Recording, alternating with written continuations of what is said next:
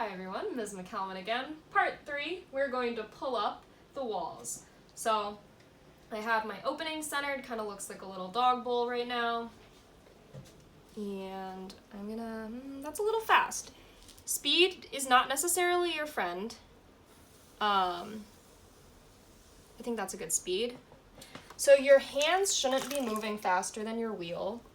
And maybe that doesn't make so much sense because you're not moving your hands around, but your upward motion should not be too fast. Otherwise you'll rip off the top or it'll get uncentered. So it's kind of, you have to communicate with your clay, kind of have to feel how it's going. So I'm gonna just, before I even pull up, I'm just gonna check. I don't want any water in the bottom. And I'm gonna kind of just check to make sure my top is pretty level, make sure the sides are pretty even. Yeah, so right now I can feel the thickness of my walls, and it's about this thick, and you wouldn't really want to put that in the kiln. You probably could if it was nice and dried out, but it would be a very dense mug or bowl or whatever you wanted to use it for. So we're gonna pull up the walls. All right. Oops. And I stopped my wheel. And the nice thing about it is once you get to the speed, you don't even have to put your foot on the pedal, so you can just go hands-free and not worry about that. All right, so I'm gonna start.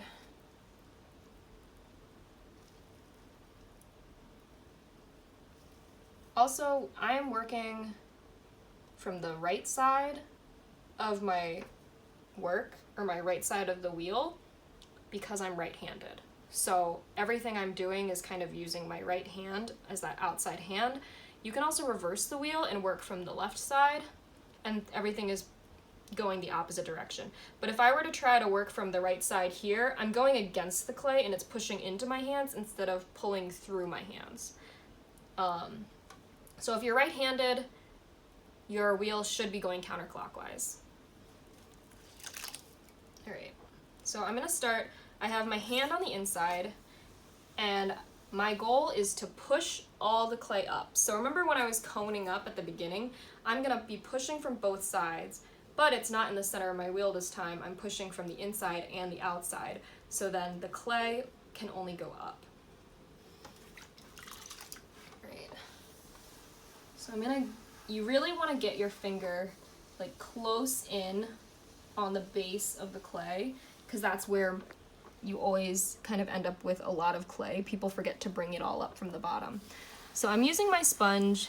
You can use your bare hands too. I kind of like the sponge as an extra support. And I'm just squeezing in. I haven't even started pushing up yet. And just from squeezing in, you can see that I'm starting to get this ring of thicker clay. And that's already pushing upwards, and I haven't even started pulling up. So I'm gonna keep going. I'm putting a little water in the inside right now. I'm gonna pick that up. I was just flattening that out. I kind of got my fingernails dug in there. It's nice if you have short fingernails for this. If you just got a manicure, might be a little tough. So I'm gonna push in, but I'm leaving my fingers on the inside so I don't want to make my opening any smaller than it started. So I'm gonna squeeze in from both sides. And now I'm slowly gonna be lifting my hands, but really slowly. And I'm gonna stop because I can feel that I don't have enough water on my hands and things are getting a little weird.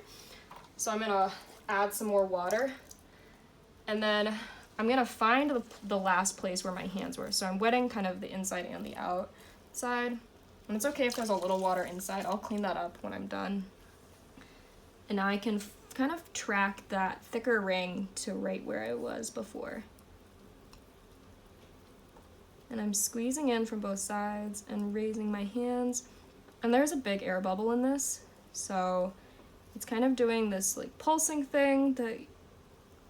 All right, so I'm gonna pause.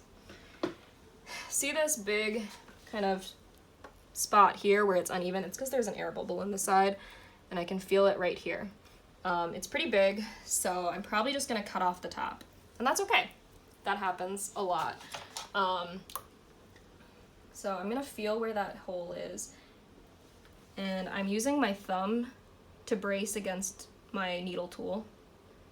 And I'm just gonna start drawing a line, and then I'm gonna push in until I feel the tip of my finger on the inside. It's pretty thick right now. Whoop! There we go. And my needle tool stayed in the same place every time. You let the wheel do the work instead of your hand. And this little divot here is the air bubble. You can't really see it, but it was there. So we're gonna set that to the side. That could become a handle or something later. It's all right. So now we kind of have a short cylinder again. So I'm gonna clean this up.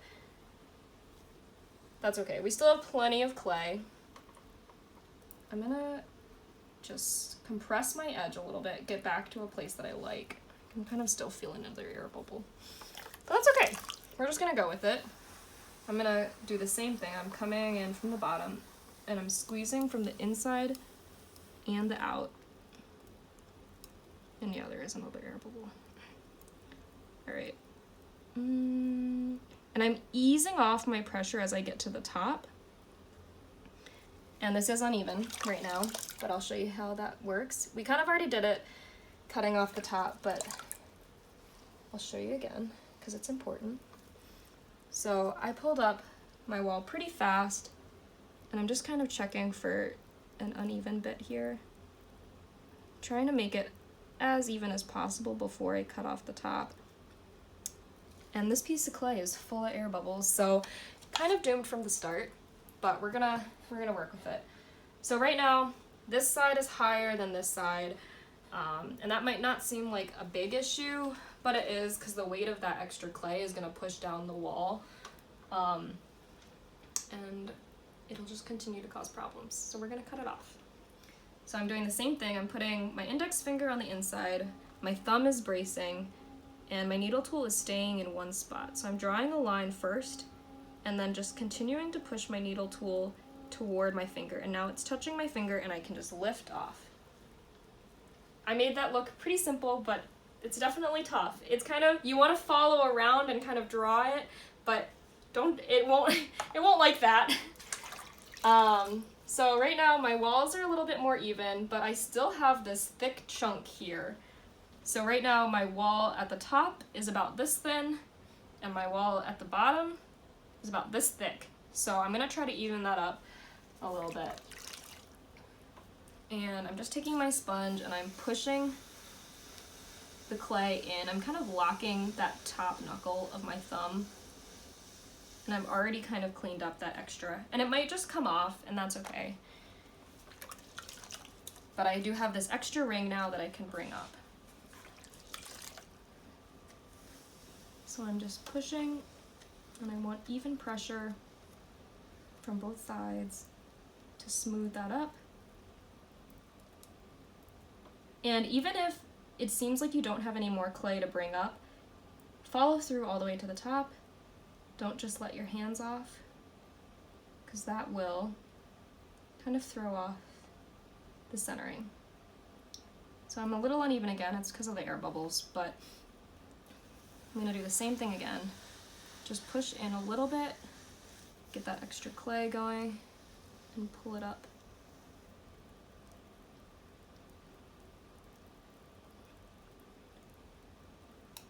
Ooh, I don't know if you could hear that, but one of the air bubbles popped. Alright, and I'm gonna let off. So I need to trim the top again, but I'm pretty happy with how this looks. It's fairly perpendicular. Could be better, but we're okay with it. And if you'll notice, my rings are sitting on top of each other, and that's showing that my hands were moving slowly enough. I'm not actually pushing, I'm just showing you that if you're moving slow enough, it'll be rings on top of rings, not a spiral like this. That means you're going too fast. But I need to trim my top again. And we're actually gonna cut this one open so you can see what it looks like, but let me try to finish this as best as I can.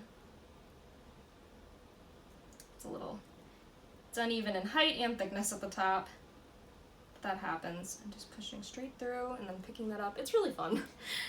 And then I'll just clean up some of these edges a little bit. And I'm letting off gently. Right now, this is a really square lip. If I was gonna make this into a mug, I would want a little bit of a rounder edge. Think about what you would want to put your mouth on. Probably don't want to be drinking out of a sharp edge. So that's pretty good. Remember, this is still full of holes, so we're doing the best we can. I'm compressing my bottom one more time, just to double check. If you don't compress the bottom, you can get S-cracks, which would of course cause you problems if you want to use this as a functional piece. I still have a little bit of a foot here, so I'll show you how we can take care of that, because I don't think I want to pull up anymore with this one, especially